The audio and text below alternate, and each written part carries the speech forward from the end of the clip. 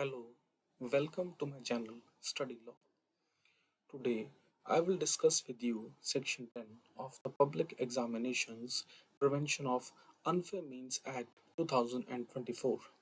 Section 10 comes under Chapter 3, that is, Punishment for Offences. The heading of Section 10 is Punishment for Offences under this Act. Subsection 1. Any person or persons resorting to unfair means and offences under this Act shall be punished with imprisonment for a term not less than 3 years, but which may extend to 5 years, and with fine up to rupees 10 lakh. In case of default of payment of fine, an additional punishment of imprisonment shall be imposed as per the provisions of the Bharatiya Nyaya Sanhita 2023. The provision prescribes a minimum as well as maximum term of imprisonment, thereby leaving the sentencing code with discretion within the statutory range, subject to the facts and circumstances of the case. जो भी person या persons unfair means या इस act के अंदर covered offences resort या commit करता है उसके अगेंस्ट क्रिमिनल पनिशमेंट प्रिस्क्राइब्ड है. The expression not less than 3 years creates a statutory minimum, whereas may extend to 5 years prescribes the upper limit of imprisonment. Further, the provision uses with fine up to rupees 10 lakh, thereby making fine an additional component of the prescribed punishment, with rupees 10 lakh being the maximum permissible fine under this provision. ऐसे offence के लिए minimum 3 साल की imprisonment mandatory statutory punishment है, जो circumstances के according 5 साल तक एक्सटेंड हो सकती है. इसके साथ fine up to rupees 10 lakh भी इम्पोज किया जा सकता है. नॉट लेस देन 3 इयर्स का मतलब है कि कोर्ट नॉर्मली 3 साल के कम इम्प्रिजनमेंट इम्पोज नहीं कर सकता, subject to any legally applicable exception और provision. May extend to 5 years का मतलब है कि इम्प्रिजनमेंट की मैक्सिमम लिमिट 5 साल तक है. प्रोविजन में fine up to rupees 10 lakh prescribe किया गया है. अप टू रुपीज 10 लाख का मतलब है कि 10 लाख मैक्सिमम फाइन है. इसका एग्जैक्ट अमाउंट केस के फैक्ट्स का सर्कमस्टांसेस और एप्लीकेबल लॉ के अकॉर्डिंग कंपिटेंट कोर्ट डिटरमिन करेगा, provided that until the Bharatiya Nyaya Sanhita 2023 is brought into force, the provisions of the Indian Penal Code shall be applicable in place of the said Act. The provision also incorporates the general law relating to imprisonment in default of payment of fine by referring to the applicable provisions of the BNS 2023. The provision addresses the transitional position by providing for the application of the IPC until the BNS is brought into force. ये provision एक transitional arrangement provide करता है. इसमें कहा गया है कि जब तक भारतीय न्याय संहिता 2023 फोर्स में नहीं आती, तब तक इंडियन पिनल कोड की रेलेवेंट प्रोविजंस अप्लाई होगी in place of the BNS reference. BNS के कमेंसमेंट से पहले डिफॉल्ट ऑफ फाइन से related applicable legal provisions IPC से गवर्न होगी. बीएनएस के फोर्स में आने के बाद कॉरस्पॉन्डिंग रेफरेंस बीएनएस का होगा. Subsection 2. The service provider shall also be liable to be punished with imprisonment of a fine up to rupees 1 crore, and proportionate cost of examination shall also be recovered from such service provider, and he shall also be barred from being assigned with any responsibility for the conduct of any public examination for a period of 4 years. The provision provides for multiple and cumulative statutory consequences against the service provider. 1. Fine up to rupees 1 crore. 2. Recovery of proportionate examination cost. And 3. 4-year debarment from being assigned responsibility relating to the conduct of public examinations. अगर service provider इस act के under liable होता है तो उसके against सिर्फ criminal punishment ही नहीं बल्कि एडिशनल स्टैट्यूटरी कॉन्सिक्वेंसेस भी इम्पोज किए जा सकते हैं. सर्विस प्रोवाइडर पर 1 करोड़ तक का फाइन इम्पोज किया जा सकता है।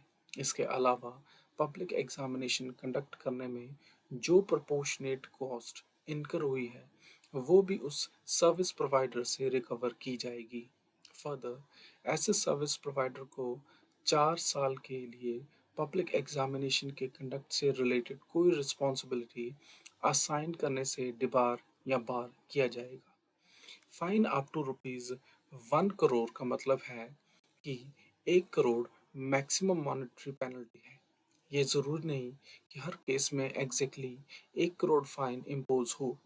Competent authority या court as applicable under the provision facts and circumstances को कंसिडर करके प्रेस्क्राइब्ड लिमिट के अंदर फाइन डिटरमिन करेगा। फाइन के अलावा एग्जामिनेशन कंडक्ट करने में जो proportionate cost attributable to the service provider के मिसकंडक्ट या ऑफेंस है वो भी रिकवर की जा सकती है। जो examination related expenditure service provider की लायबिलिटी के कंटेक्स्ट में रिकवरेबल है उसका प्रोपोर्शनेट अमाउंट सर्विस प्रोवाइडर से वसूल किया जाएगा। ये फाइन से सेपरेट फाइनेंशियल लायबिलिटी है। फाइन पनिशमेंट या पेनल्टी का कंपोनेंट है, वेयरएज एग्जामिनेशन कॉस्ट का रिकवरी कंपोनेंट रेस्टिट्यूशन या रिकवरी ऑफ एक्सपेंडिचर की नेचर का है। थर्ड कॉन्सिक्वेंस है डिबारमेंट।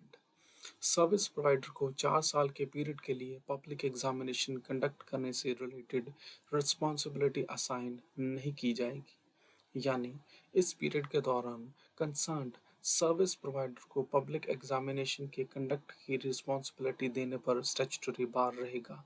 इसको broadly debarment from future examination related assignments कहा जा सकता है। The consequences are not necessarily alternative to each other. The language and the language and indicates that the monetary penalty, cost, and recovery and debarment operate as separate consequences subject to the statutory scheme and applicable procedural requirements. The provision is intended not only to impose a financial sanction but also to ensure accountability and institutional deterrence by preventing a defaulting service provider from receiving examination related responsibilities for a specified period. Subsection 3, where it is established during the investigation that offence under this act has been committed with the consent or connivance of any director, senior management, or the persons in charge of the service provider firm, he shall be liable for imprisonment for a term not less than 3 years, but which may extend to 10 years, and with fine of ₹1 crore. In case of default of payment of fine, an additional punishment of imprisonment shall also be imposed as per the provisions of the Bharatiya Nyaya Sanhita 2023. The provision creates personal criminal liability for persons occupying positions of responsibility in the service provider firm where the offence is established to have been committed with their consent or connivance. It is therefore not enough merely to establish that an offence was committed by the service provider. The prosecution or investigation must establish the statutory nexus between the offence and the concerned director, senior management or person in charge through consent or connivance. अगर investigation के दौरान establish हो जाता है कि service provider firm के द्वारा committed offence किसी डायरेक्टर, सीनियर मैनेजमेंट या पर्सन इन चार्ज की कंसेंट और कॉन्वेंट से हुआ था, तो उस इंडिविजुअल को भी पर्सनली लायबल किया जा सकता है। कंसेंट का मतलब है ऑफेंस के कमीशन के लिए अप्रूवल, असेंट या कॉन्शियस एक्सेप्टेंस देना। कॉन्वेंस का मतलब है ऑफेंस के बारे में नॉलेज या अवेयरनेस होते हुए उसको नोइंगली अलाउ, फैसिलिटेट या ओवरलुक करना। इसलिए कंसर्न डायरेक्टर या सीनियर मैनेजमेंट का खुद फिजिकली ऑफेंस परफॉर्म करना नेसेसरी नहीं है। अगर स्टैट्यूटरी इंग्रेडिएंट्स के अकॉर्डिंग उसकी कंसेंट और कॉन्वेंस एस्टैब्लिश होती है तो लायबिलिटी अट्रैक्ट हो सकती है। यहाँ established during the investigation expression important है। इसका बेसिक इम्प्लीकेशन ये है कि इन्वेस्टिगेशन के कोर्स में अवेलेबल एविडेंस या मटेरियल से रिस्पॉन्सिबल पर्सन्स की कंसेंट और कॉन्वेंस एस्टैब्लिश होनी चाहिए। सिर्फ किसी पर्सन का डायरेक्टर, सीनियर मैनेजमेंट या पर्सन इंचार्ज होना बाय इटसेल्फ ऑफेंस की लायबिलिटी एस्टैब्लिश नहीं करता। उसकी कंसेंट और connivance with respect to the offence establish होना रेलेवेंट स्टैट्यूटरी रिक्वायरमेंट है। Once the statutory ingredients are established, the provision prescribes a stringent punishment of imprisonment ranging from 3 to 10 years along with the fine of rupees 1 crore. ऐसे responsible person के लिए punishment minimum 3 साल imprisonment है, जो circumstances के according 10 साल तक extend हो सकती है। इसके साथ 1 करोड़ का फाइन भी प्रिस्क्राइब्ड है। कोर्ट एप्लीकेबल लॉ और फैक्ट्स एंड सर्कमस्टांसेस को कंसिडर करते हुए 3 से 10 साल की स्टैट्यूटरी रेंज के अंदर सेंटेंस डिटरमिन कर सकता है। इसके अलावा 1 करोड़ फाइन भी प्रिस्क्राइब्ड है। अगर इम्पोज्ड फाइन पे नहीं किया जाता तो default of payment of fine का एडिशनल कॉन्सिक्वेंस अराइज हो सकता है।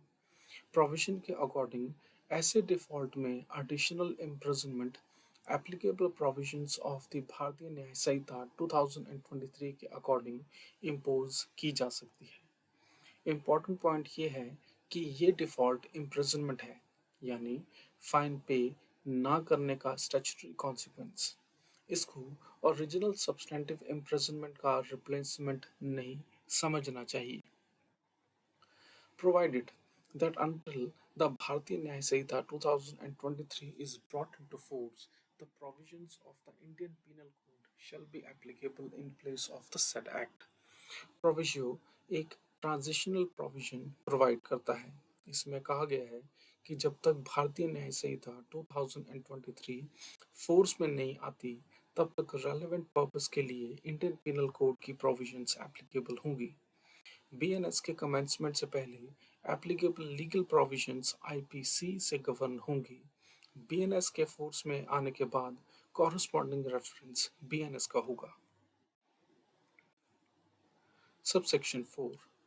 Nothing contained in this section shall render any such person liable to any punishment under the Act if he proves that the offence was committed without his knowledge and that he exercised all due diligence to prevent the commission of such offence.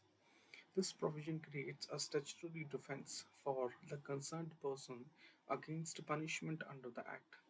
अगर किसी director, manager, senior management person in charge या other responsible person पर act के under liability आ रही है, तो वो एक स्टैट्यूटरी डिफेंस ले सकता है। The defence is based on the defense is based on two cumulative requirements: absence of knowledge of the commission of the offense and exercise of all due diligence to prevent its commission.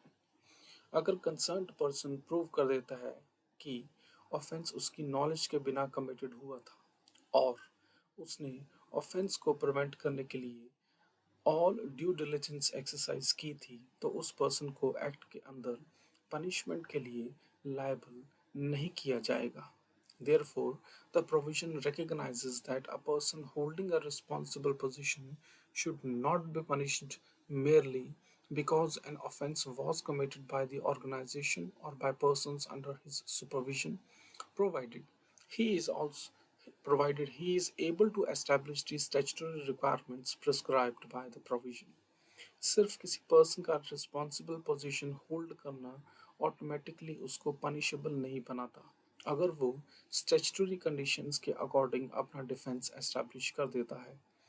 At the same time, the burden contemplated by the expression if he proves is significant. The concerned person has to establish the facts necessary to claim the benefits of this statutory defense. Without his knowledge का मतलब है कि concerned person को offence के commission के बारे में actual knowledge नहीं थी, लेकिन सिर्फ ये कह देना कि मुझे पता नहीं था सफिशिएंट नहीं होगा। कोर्ट या competent authority overall facts, circumstances, role और अवेलेबल एविडेंस को कंसिडर कर सकती है। ड्यू डिलिजेंस का मतलब है कि कंसर्न्ड पर्सन ने ऑफेंस प्रिवेंट करने के लिए रीजनेबल, अप्रोप्रिएट और नेसेसरी प्रिकॉशंस लिए थे. For example, depending upon the circumstances, due diligence may proper supervision, monitoring, internal controls, compliance mechanisms, instructions, checks and preventive measures establish करना relevant हो सकता है. यानी पर्सन को ये डेमोन्स्ट्रेट करना पड़ेगा कि उसने अपनी पोजीशन और रिस्पॉन्सिबिलिटीज के according reasonable care and preventive steps लिए थे. प्रोविजन में एंड वर्ड यूज हुआ है, इसलिए स्टैट्यूटरी डिफेंस के बेनिफिट के लिए जनरली दोनों एलिमेंट्स एस्टेब्लिश करना इंपॉर्टेंट है. Lack of knowledge plus all due diligence. सिर्फ एब्सेंस ऑफ नॉलेज प्रूव करना इनफ नहीं होगा अगर ड्यू डिलिजेंस एस्टेब्लिश नहीं होती. सिमिलरली, ड्यू डिलिजेंस क्लेम करना without establishing lack of knowledge भी एक्सप्रेस वर्डिंग को सेटिस्फाई नहीं करेगा. So, this is section 10 of the Public Examinations Prevention of Unfair Means Act 2024. मैं और भी sections की वीडियो बनाता रहूँगा. I hope you like my videos. Please subscribe to my channel. Thank you.